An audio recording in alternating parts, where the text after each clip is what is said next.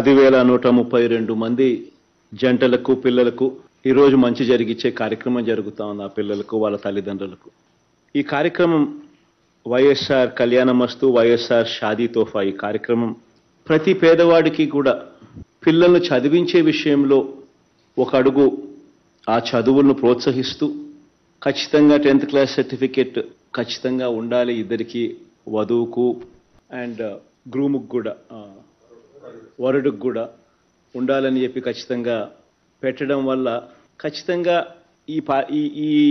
ఖచ్చితంగా ఈ స్కీమ్లో ఎలిజిబిలిటీ రావాలి అని అంటే ఈ మేరకు మినిమం చదువు ఉండాలి. కాబట్టి ఖచ్చితంగా చదివించే కార్యక్రమానికి మరింత ప్రోత్సాహం ఇచ్చే విధంగా ఇది ఉపయోగపడుతుంది.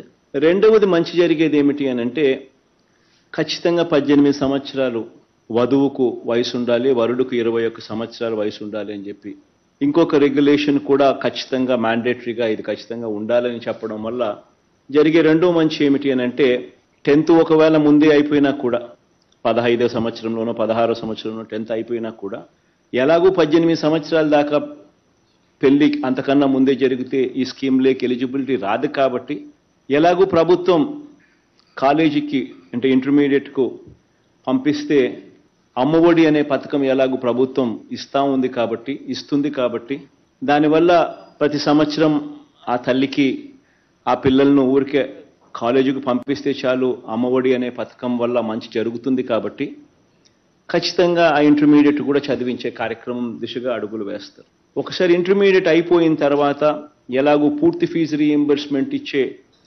విద్యా దీవెన తోడుగా ఉంది, రాష్ట్ర ప్రభుత్వం సహాయం చేస్తూ ఉన్న కార్యక్రమం.